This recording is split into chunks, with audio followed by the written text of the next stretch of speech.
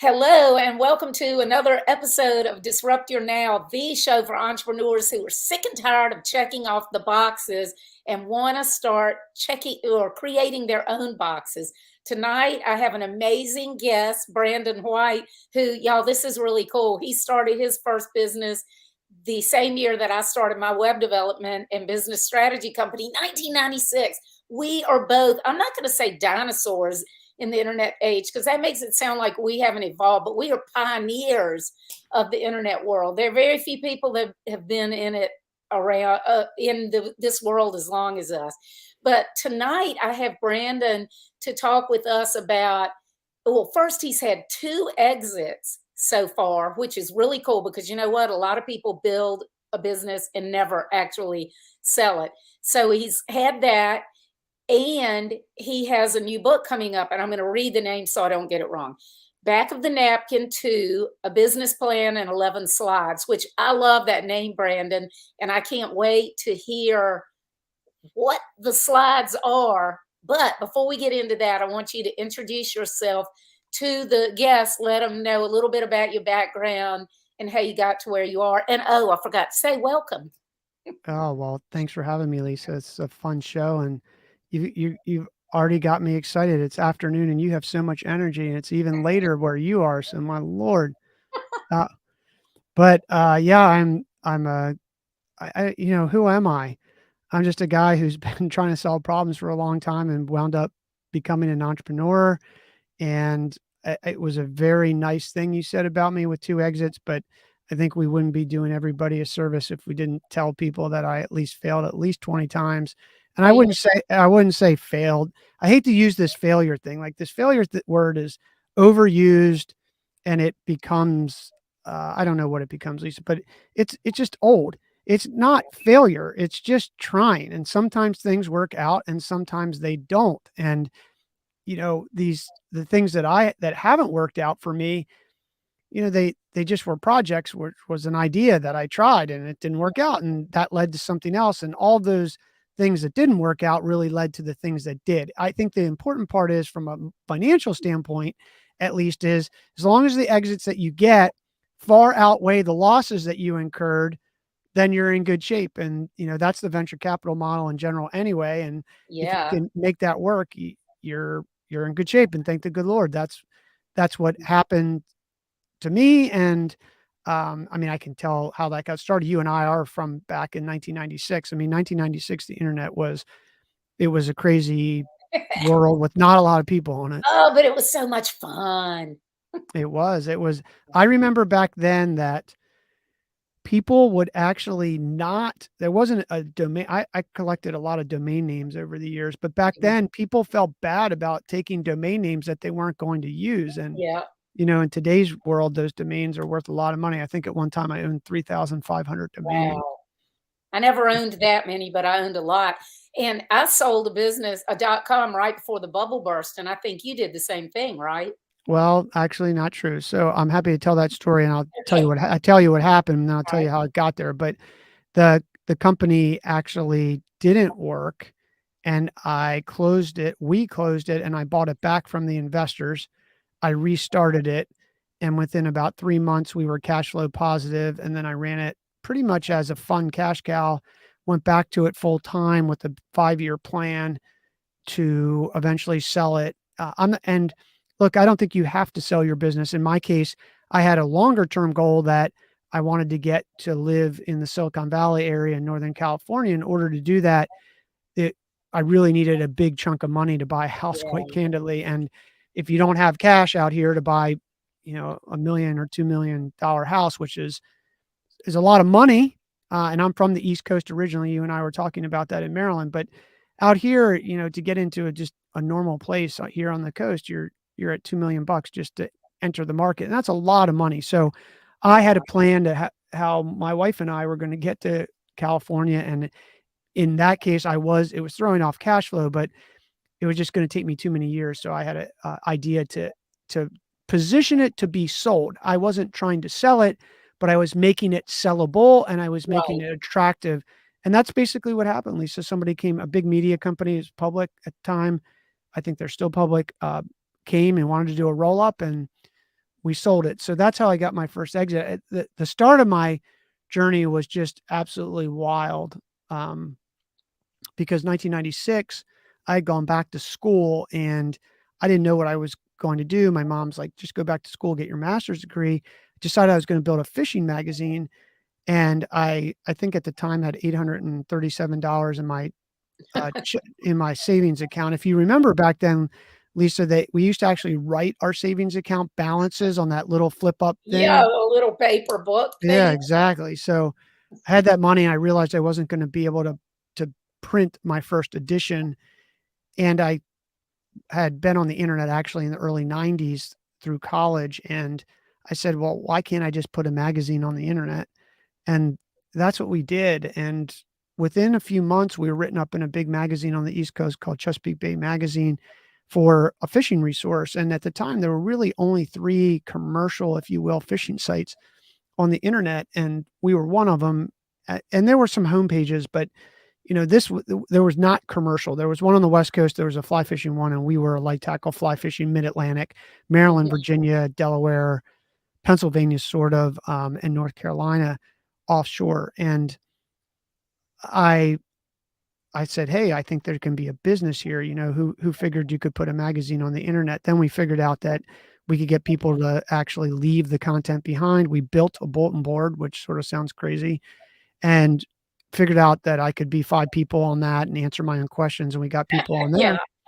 I mean, that's how we did it, and you know that, and then I read an article I would read in the mornings in when I was working on my master. I read all even through college. Every morning I would go into the library and I would read the paper and I would read whatever magazine came out at the time. And Time magazine had like sort of a new innovation section in the beginning of it.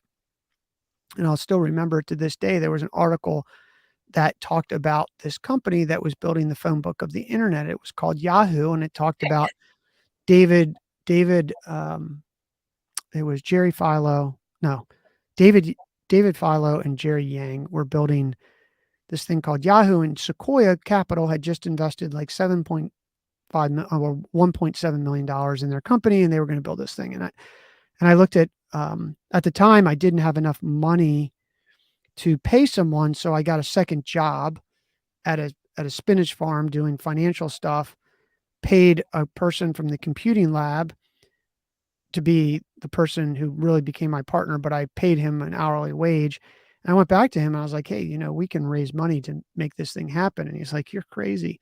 So, which was probably halfway true. And I got in my now wife's car. We drove from Chestertown, Maryland, where I was at school at Washington College, drove to Annapolis, Maryland, to Barnes and Noble, bought a book on how to write a business plan, which was longer to figure out to read the book, which we can talk about. But eventually wrote a 50-page business plan, sent it to Sequoia Capital in a FedEx envelope, and never heard back. But then I said, well, I had no idea how to raise money. I'd never raised money. I saw an article in the alumni magazine about a guy who said he was doing angel investing. So I'll call this guy up. He was a senior when I was a freshman. Maybe we'll talk. He was interested, and one day out of the blue, he calls me and says, hey, look, I just had lunch with somebody. Turns out we were talking about what we do for fun, talk about fishing. I mentioned that I was looking at this fishing site to invest in. I tell him your name, and it turns out he uses your site and he wants to see you tomorrow. oh my gosh, that's amazing. See, that shows how quickly one connection can turn into something. Oh, I mean, you're not kidding, Lisa. So he says, look, I didn't give him your information because I don't wanted to ask you first or whatever. So 2 hours later, I get an email. It says, hey, this is Tom. I'm from Sequoia Capital. You might know us. We did Yahoo, Apple, Cisco, and some other companies. And you can imagine a starving entrepreneur sitting in his spare bedroom in a $108,000 house on Maryland's Eastern Shore that my wife and I had scraped together every last cent to even have a down payment on. And as am eating tuna fish, running this site out of my spare bedroom. And I said, it's just almost unbelievable. So I wrote back sort of cheeky, that's awesome. It's great to meet you. I'd love to see you tomorrow. Here's my address and here's a business plan. And the next day at around 10 o'clock, I got a knock on the door. and I walked down and there he was. So we're talking. This is a very small. This is like it's a craftsman type house that they built after the war in East End, and it's an like this is just a square house. It's 1,400 square feet, old creaky, hard pine floors, and I we're talking for a minute. He's like, "Well, hey, let's go to the office," and I just turned around and started walking up the steps, and I looked back down. You know that look, Lisa, when you look at somebody and they're a little confused, a little disappointed possibly, and you start to feel the heat building under your shirt and your face Yeah. getting red. I think that that's what happened, and I really didn't have a choice, quite candidly, so I just turned around and kept walking and motioned to come upstairs. Yeah. But That's the best. Act, hey, this is an everyday thing. and there was no other option, so we walk Yeah. upstairs, he walks in the spare bedroom, he looks around, and he looks at me. I was like, "Hey, look, if you I'm really sorry. You clearly drove." He at the time was retiring, and he was living in Washington, DC, so it's about an hour and 20-minute drive, and I said, "Look, it's a far drive. Really sorry. You clearly came here looking for more." Uh, and he looks at me, turns his head, he's like, "Relax, kid. This is how we found Cisco." So he Yeah. said, and I was like, "Man, it still makes I the have hair." chill bumps. Right? Like, and that is true. They found Cisco like that, and Sequoia was the only, outside investment in Cisco up until they went public, literally. Mm, So and that was a husband and wife team making routers on their in their living room floor when Sequoia found them. my But gosh. the I he said, "Is this it?" And I said, "Well, my partner has a spare bedroom down the road." But yeah. And he's like, "Well, I thought you were a lot bigger. You seem bigger. I call your number, you have a phone tree." And I was like, "Well, you got to fake it a little bit until you make it. We do have a lot of traffic for a site." And at that time we did. Mhm. And he's like, "Okay, well, let's go to lunch." And we went to lunch. We did the business plan. He flipped over the placemat, pulled out a pen. He's like, "Let's do your business plan." Now, you got to remember, I wrote a 55-page business plan that he had.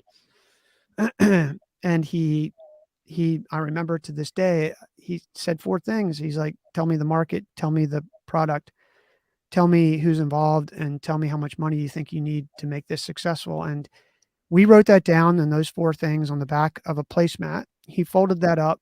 We were done lunch, put it in his pocket, and I just, like, normal day for me, I said, "Hey, do you wanna go fishing?" He's like, "Yeah, let's go fishing." So, went back to the house, hooked up the 21-foot Parker that I had, towed it to the boat ramp, go out, we catch fish for 3 hours, basically slaying fish, talking, like, not even talking about business at this point, right? Like, Mhm. we're just fishing.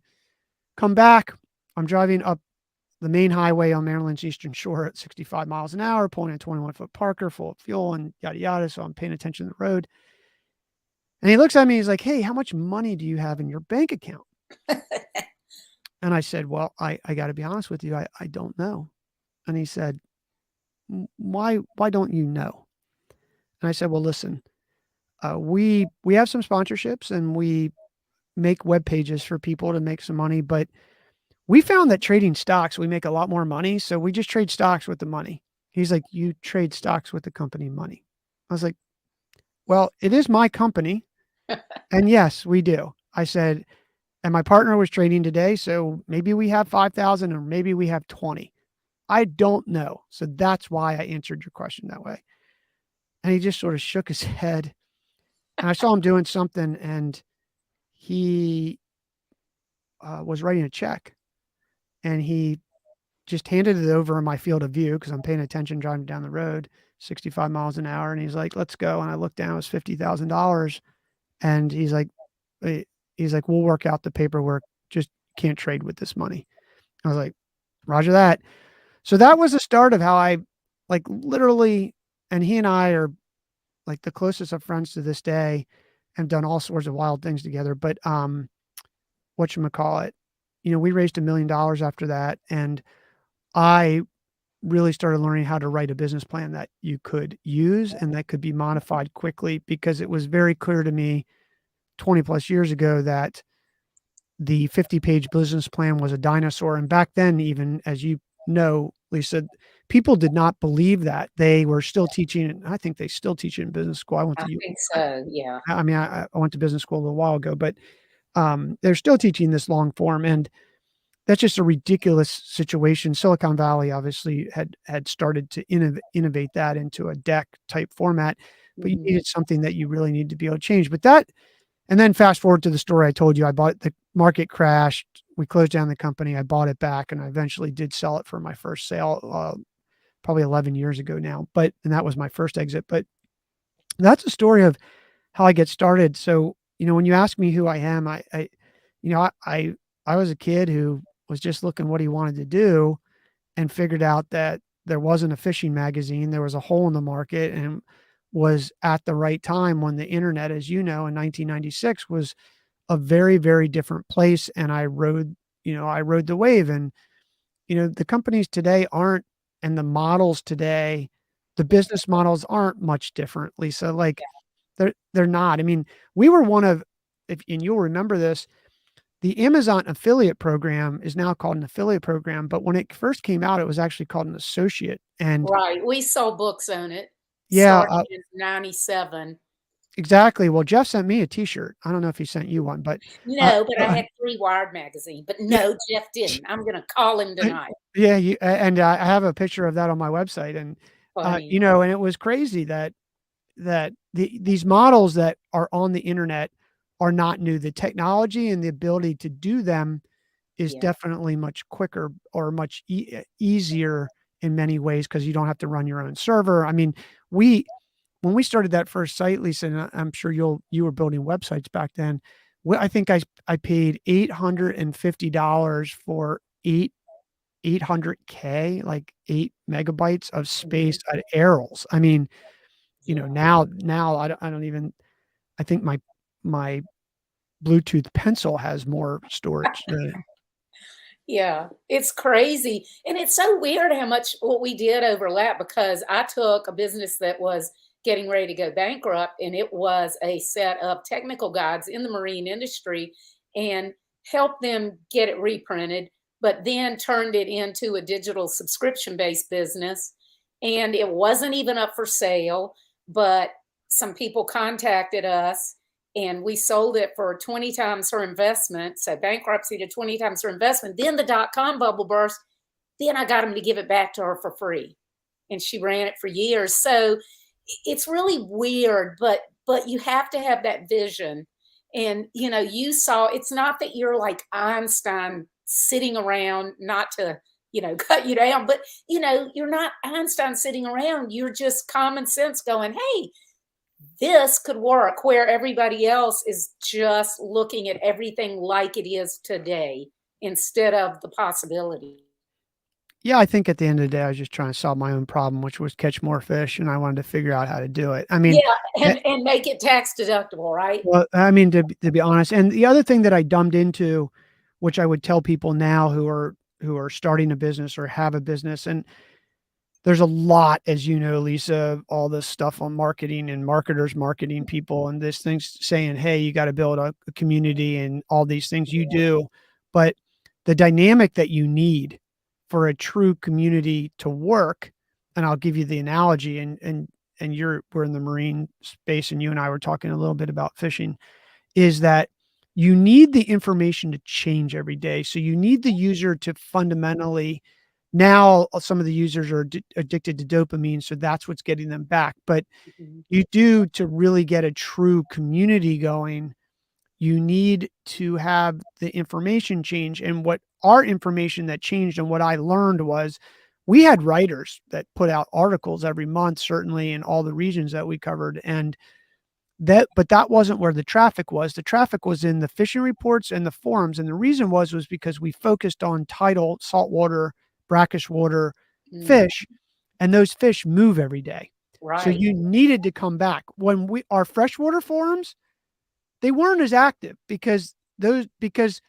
freshwater fish hide beside. I mean, if I went to a river in Maryland right now, I could tell you where there was a trout, or I went back to Jackson, Wyoming, or the Henry's Fork, or the Snake River, I right now know where there's a fish behind those rocks that I used to fish, and I'm not going to give that up. Where saltwater fishermen are going to give information because they need it and the fish moved. And Yeah. if you give me the report today, I might be risking somewhat burning my spot or attracting people, but likely the fish are going to move a little bit where you still have to find them. So, Yeah.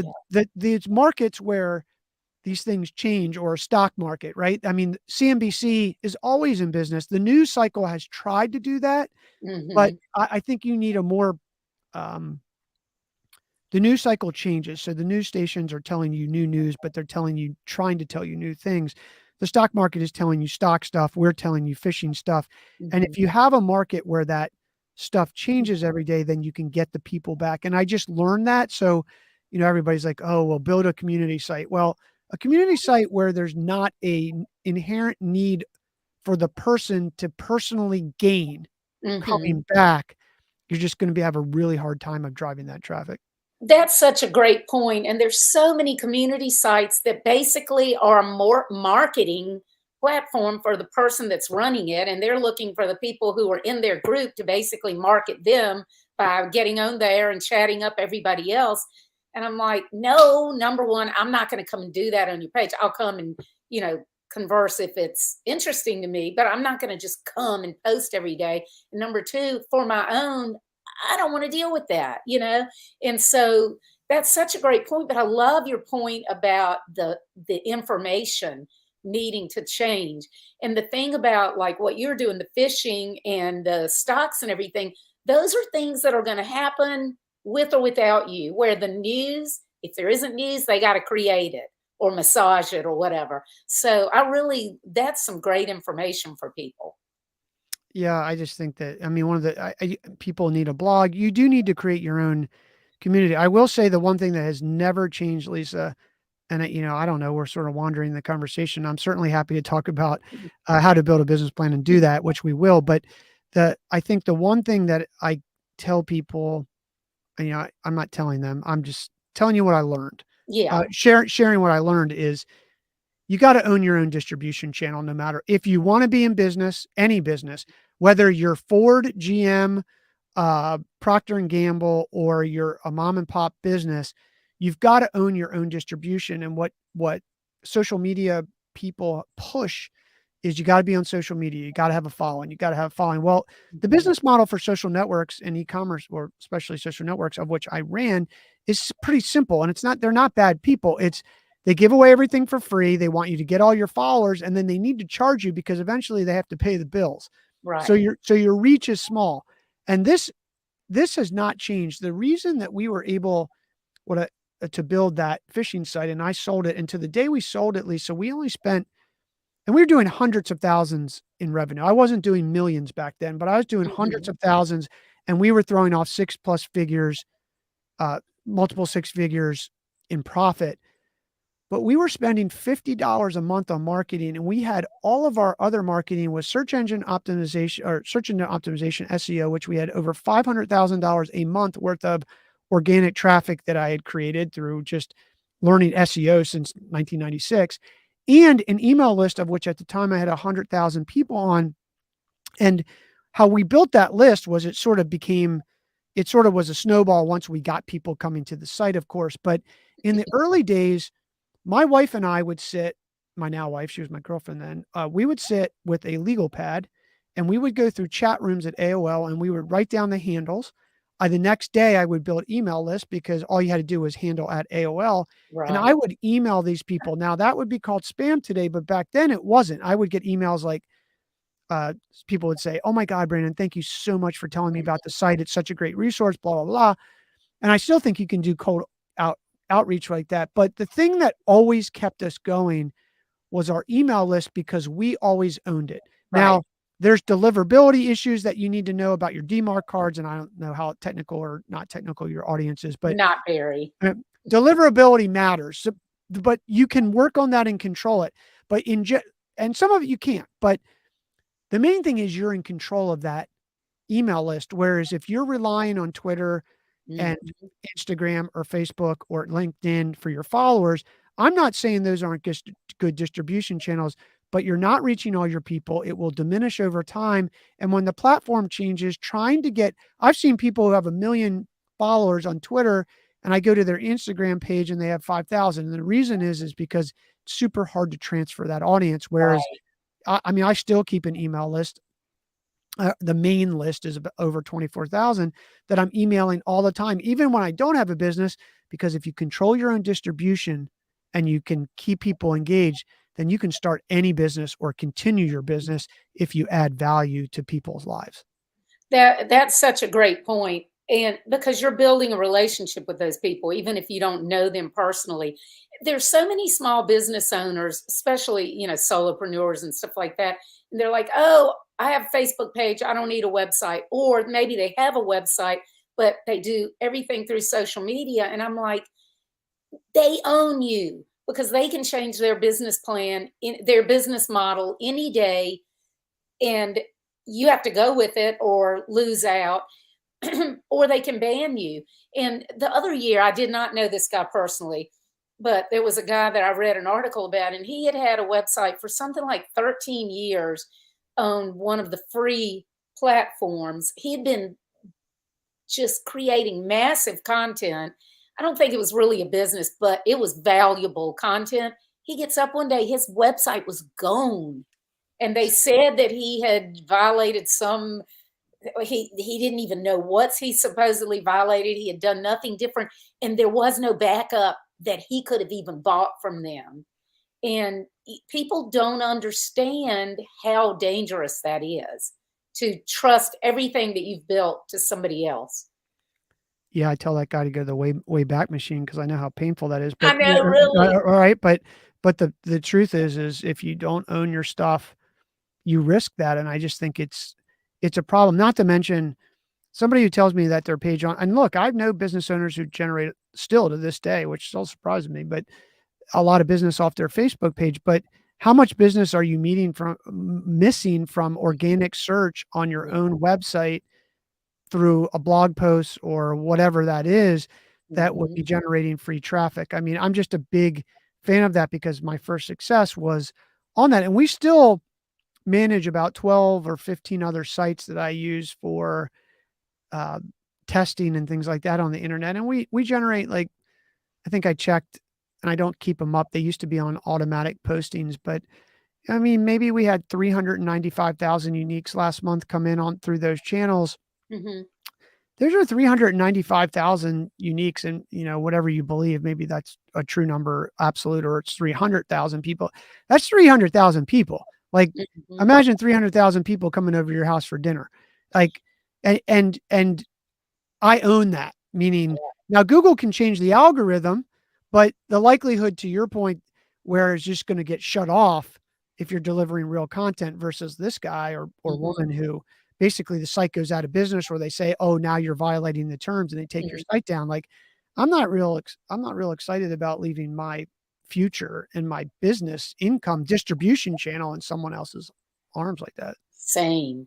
All right, let's start talking about business plans because I'm really excited to hear about your 11 slides. Tell us about the book. Yeah, so I did this book because I had a course. I'm not selling a course, so those listening, you don't have to like roll your eyes. I'm actually going to give away the course for free.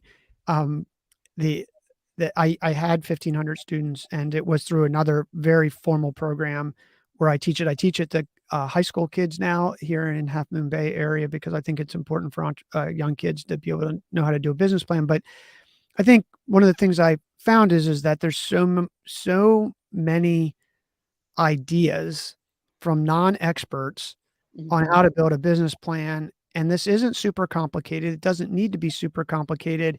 And you need a business plan that you can change because a business plan is something that lives and breathes with you every single day.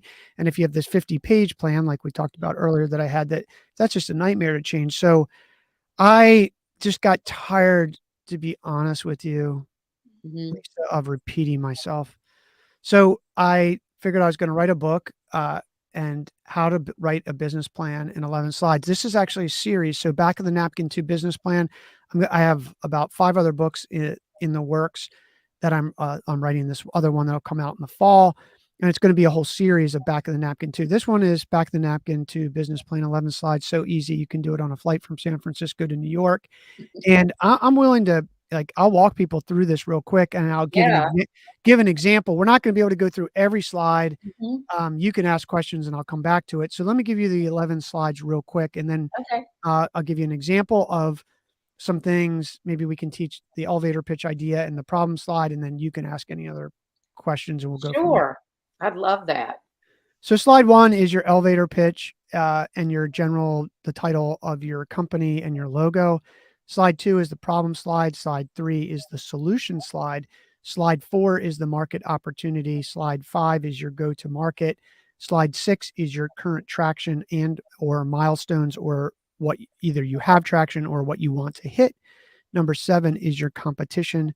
Number eight is your financials. This is full financials, not just a P&L, but cash flow statement, because you can be P&L positive and still go bankrupt, which we Mhm. can talk about that, but most people don't understand that. Slide nine is your team. Slide 10 is your funding needs, whether you're raising money and or you're going to need money somehow, especially if you're growing fast. And slide 11 is your summary slide. So what I've done in this is a lot of business books, and you can attest to this, Lisa, the standard writing of a book for business is 60,000 words. That's Mhm. what you've got to do. I, in your disrupt um, philosophy, did not do that, and I set out to write the book as short as humanly possible. Mhm. It came in at under 25,000 words. This book is literally, you can read it on the first part of your flight from San Francisco to New York and implement it on the end. And I go through with very, very simple formulas to build this stuff. I'll just give you the problem slide formula Okay.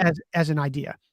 A person does something, their pain is existing solutions are broken because. That's Yeah. that's the problem slide. Mhm. Like, That's don't. awesome, and here's the thing, Brandon, as you well know, it is much harder to write just a few words, to distill something down to just a few words than it is to just go on and on and on and fill up pages with a bunch of gobbledygook. And so I love the fact that you've made it so succinct because not only can people read it quickly, but they can actually do it instead of being overwhelmed and then go paying somebody to do a 50-page plan for them that sucks anyway. Yeah, that's exactly right. And and the truth is, I you got to remember, I've been an entrepreneur for a long time. I have raised millions of dollars from angels, friends and family, angels. I've raised money from Sandhill Road venture capitalists. I've raised money from um, grant program. I've raised money as an entrepreneur on that side, and I didn't go through my full history, but I worked for two venture firms, totally managing about $500 million. These are professional venture capital firms where I worked. I was an original person in marketing at America Online. Mhm. I Where we ran miniature businesses within the bigger business. They were called premium services, and you you are so I've been doing this a long time. I thought that I was going to whip this book out. Truthfully, Lisa, honestly, you can, like, I thought I was going to whip this book out in no time. And Mhm. to your point, it took an enormous amount of time to write this book because I was not willing to write a book with 60,000 words, because I'm not saying that's easy, but it's actually easier to write that than it is to write the Yes. 25,000 word version. And it was extremely hard. It took way longer. And my goal for this entire series of books, which will be marketing, all sorts of things. I want everybody to buy this book, so I don't want to give away everything. But Mhm. is you got to be able to read the book and do something on a flight from San Francisco to New York. That's 5 hours.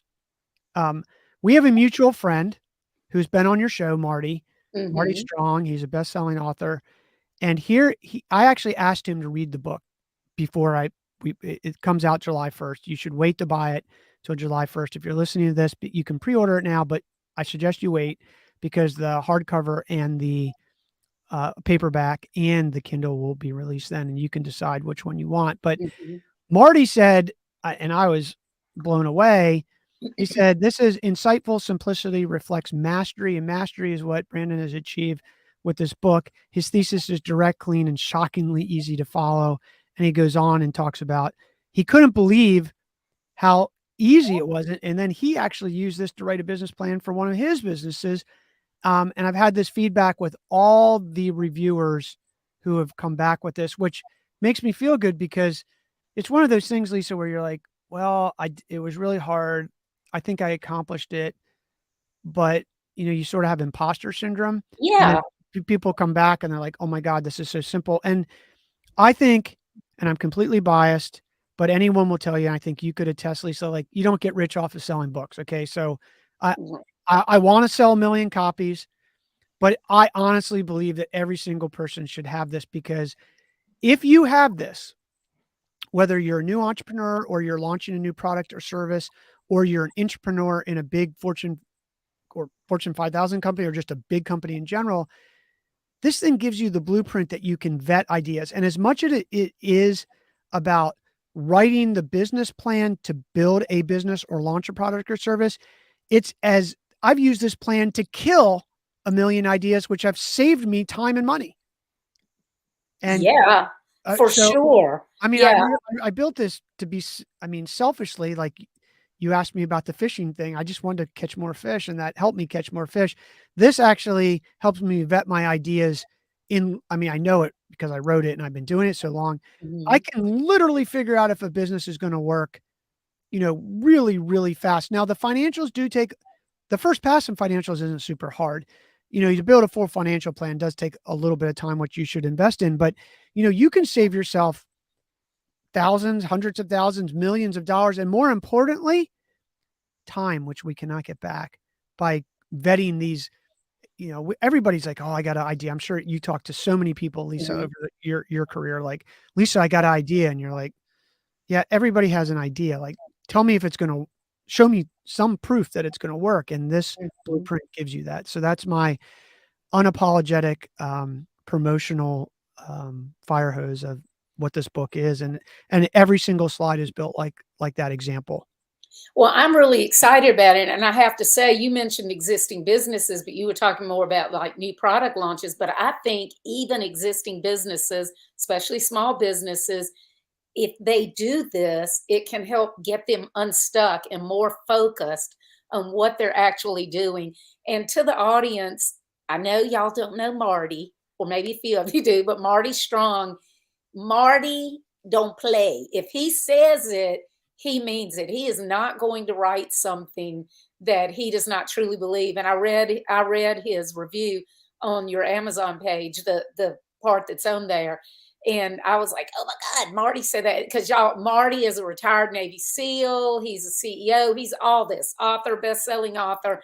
And, with a lot of integrity, he would not have said that because Brandon's his friend. Oh, no. No, I think that and Marty and I know each other through that community, the military community, and I Mhm. wasn't in the military, but we know each other through it from another, life, and he, the the really valuable part of that community, Lisa, is that actually everybody tells the blunt truth, because Yes, in that world, if you don't tell the blunt truth, you actually could die. So, right. I mean, and I was blown away. Marty, I think, was a little skeptical in the beginning, not negative, just Yeah. like, I mean, Marty's a best-selling, he's been on your show, he's a Mhm. best-selling author, and he's written books that are 60,000 words, and he's like, "How'd you do that?" And it's like, "Well, I really have struggled to do it," but, you know, if you can get it down to that, because I think that, especially in today's day and age, Lisa, I don't know about you, I mean, I try to read books from beginning to end, and it's just hard because you're so conditioned to flipping through Yeah. social media or, these things that happen fast. So, yeah, I'm really grateful for him, and I've had some other quotes. I just I wanted to read that so it didn't come from me as this self promoter.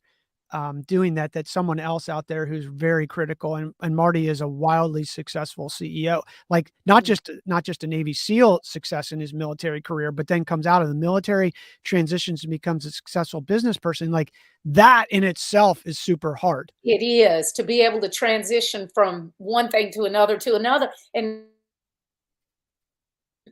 not just Navy SEAL to CEO, but then to an author and best-selling author in fiction and business. It's like Marty is a chameleon. He can do it all. But so when you have somebody like that, he's not going to waste his time telling Brandon something, to make it feel good. But I was going to say, to your point about being able to read a book, having the time to read a book, to the audience, the people that you want to read your business plan also don't have a lot of time. Well, that's the real point. So it's a great point. I appreciate you bringing that up. It's one of Mhm. the reason people just don't have, like, if you can't be succinct, you are ruining your own credibility. Like Yeah. it's like, and I'll use this example if we have a minute. Yeah. Elevator pitch. So here's Mhm. the issue with elevator pitches. I'm going to give you an example of a great elevator pitch, a good elevator pitch, and a one that needs work. And this is right out of the book. So a the problem with elevator pitches is that everybody wants to explain functions and features, why they did it, and why they're qualified. And Mhm. here's the thing, nobody cares. That's right. What they care about is, can you solve a problem I have, and is it Mhm. painful enough for me that I'm willing to pay the price you're asking? It Yeah. I mean, I don't mean to be blunt, but I do mean to be blunt, Yeah. because if you don't understand that, you are wasting your time and you are wasting the opportunity to make a sale. Mhm. So a great elevator pitch, and this is self-serving because I own the the software company, but it was one that was on the tip of my tongue and I had worked on. And I want everyone who's listening to know your elevator pitch. Well, I give you the formula, but the elevator pitch is going to take you a minute, months to come up, and because you're going to have to try it. But if everybody in your company, and I mean everybody, all the way to the admin person or whatever that is, can't give the elevator pitch to your company, then one is you haven't communicated properly, in my opinion, and two is you're missing sales Mhm. because they're your sales force. So here's a great elevator pitch: we help you find files you know you have but can't find faster. Yeah. I mean, are you And that's everybody. okay? So there you go, right? And here's a good elevator pitch: we hook up to your email in a matter of minutes, sort all your files by person, group, company, uh, and in some cases, the place you sent or received them. This allows you to easily find your files and not waste time looking for them. Like you were so bored, you grabbed it. For those who are just listening, you were drinking water. I mean, like that's boring, right? It Mhm. doesn't do anything. And here's one that needs a lot of work, which is the truth. And you can attest to this, Lisa. You can tell me if I'm wrong. That a lot of people do. Hi, my name is Brandon White. I took all my experience from my master's in psychology and combined it with my years of building technology companies to create a SaaS application that hooks up to your email and quickly indexes and sorts all of your files by person, group, and company and the place you received them. This allows you to easily find your files and not waste time looking for them. You can reduce your frustration of wasting time looking for your files and do actual work. I'm very passionate about this because I built this for my wife. I also recruited an amazing team of engineers, and they have a master's in computer science and 10 years experience. You're laughing but that's what Yeah. people want to do versus that first one. We help you find files you know you have but can't Mhm. find faster, and then people say what you did, which is, "Oh my god, I have that problem. How does it do that?" Now you've Yeah. now they're now you're Yeah. answering their questions, and that's what an elevator pitch should do. And I Mhm. walk through, which we don't have time for, but That uh, last one, that last one, you would be chasing them out of the elevator and down the hall that's what by, people by the do. time you That's what finish. people do, right? Like Yeah. the first one, I don't even say my name. In fact, Mhm. in fact, I have realized this so much by making, and I'm not throwing stones. I made the mistakes so many times, Lisa, over my Yeah. career. Is I don't even when I teach a 1 day seminar on this, how to do this in addition to the obviously writing the book. And by the way, I give it away to kids here in Half Moon Bay. So this isn't a pitch to sell it at all. You can come for free if you're willing to get on the flight and you buy the book, because I want you to have the book. But the what was I going to say? I don't have people introduce me. So Mhm. because I don't want them to introduce me. What I do is if you come to one of these seminars that I do, we are going to go through your elevator pitch. The first thing we're going to do is go through your elevator pitch around the room, and I'm going to fix your elevator pitch, because I have a formula.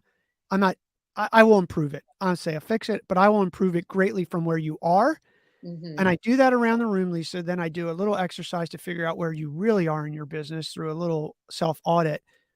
And at the end of that, everybody has already gotten so much value that Mhm. then they're asked, like, what's your background? How do you do this? Now that's what you're looking for in an Right. elevator pitch. And the thing is that I'm trying to convey is you must deliver value to fix that person's problem. They People just they want to talk about themselves. They Mhm. want to fix problems for themselves. And while people might be genuinely interested in other people, they're only interested for about like 30 seconds. That's right, yeah, and basically, it's like, "What can you do for me?" I don't really care how you do it or anything, just wanna know what you can do, and then I might care how you can do it.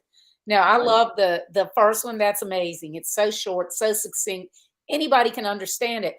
Whether they need it or not, anybody can understand it. Well, that's the point, and you want to weed people out. Right. I think entrepreneurs are always like, "Oh, I gotta attract." Actually, I wanna weed the people out as much as I wanna get the people that opt in, because I don't wanna waste my marketing Mhm. and sales dollars on people who don't want it, Yeah, for and I don't sure. wanna convince it. Or, the other thing is, if and I just wanna offer this because this is business, and I know your show's about business, but this is even for an individual who might be a solopreneur or something, and Mhm. you might say, "Well, people hire me to fix bad haircuts." Well, I mean, that's your elevator pitch. You never said your name, you didn't say your experience, you didn't say the name of your barbershop, hair salon, whatever, because everybody's probably had one, and then they're gonna say, "Well, how do you do that?" And Exactly. now Yeah. you're in a conversation. That's a great example because everybody can relate to a bad haircut. I love that. And I'm gonna admit I'm terrible. I'm good at helping clients with their elevator speech or clarifying what they do. And like most people, I'm terrible with my own. And when you and I were talking about the show, I'm not thinking about myself. I'm thinking about other things. So when you ask me how can you help, my brain is like, it's like because I wasn't prepared for the question. Well, I just think, I think that if you can just always think like that and put yourself in their position. Look, we as entrepreneurs, we put our heart and soul into this stuff, right? We work hard. Sometimes we just want to talk about ourselves and be like, hey, or your team that is really making your idea come to fruition. Without your team, it'd be really hard. Mhm. But we get lost in the idea that it's really about the other person. I mean, my elevator pitch for writing this book is I fix bad business plans. Like, Mhm. and if you can do that, then and you can come up with that really short. I think that the whole idea that the elevator pitch, I go with that because that's what people understand. But I think it's actually, if your elevator pitch is over 10 seconds, I think you're in big trouble. Yeah, and it kinda starts with that. Alright, Brandon, tell everybody how they can learn more about you, how they can connect with you, and how they can learn more about the book. Well, thank you. The best place to find like all my information is at my website, just brandoncwhite.com. I think you're going to put the link to the book Yeah, directly in the show notes. Check out the show notes. So if you check out the show notes here, Lisa has all that information. Brandon C. White. I don't even think Brandon C. White has the book yet on there, but you'll have no, that. it doesn't. It You'll have doesn't. I found it on you'll have Amazon. that link on there, and you can find out some other projects Yeah. that I work on. Yeah, And I and right now it's just the ebook, y'all, so if you're listening to this before July 1, um, wait. wait until July 1 because then the paperback and the hardcover will be out and the price might change. So you never know. So That's a precursor that, yeah, wait till July 1st and you'll be surprised, but keep it bookmarked. And, um, yeah, I'm so grateful for you having me on the show, Lisa. I was so excited. You had so much energy, and it was late in the day, and I was like, "Oh my god, I'm meeting someone who's it's got as much energy as me. My wife says I can't ask questions after 11 because I've already worn her out. So this has been so much fun. That's so funny because my day is inverted. You know, my husband's like an early bird, and I'm like, oh, I can't get up. But then late at night, I'm like, woo. And the race car driver client that I told you about, his dad, now he's going all day, but we're like texting at 2 in the morning with ideas, and both of our spouses are like, thank God y'all share your half a brain so you can leave us alone because they're both like, okay, it's late, I'm done. Oh my So God. Well, this has been so much. I love your show, Disrupt Your Now, and you do a great job. And I'm really grateful for you having me on. thank you so much. I really had fun talking with you, Brandon. I cannot wait to read the book and use it for my own business and help my clients use it for theirs. Thank you. See y'all next time.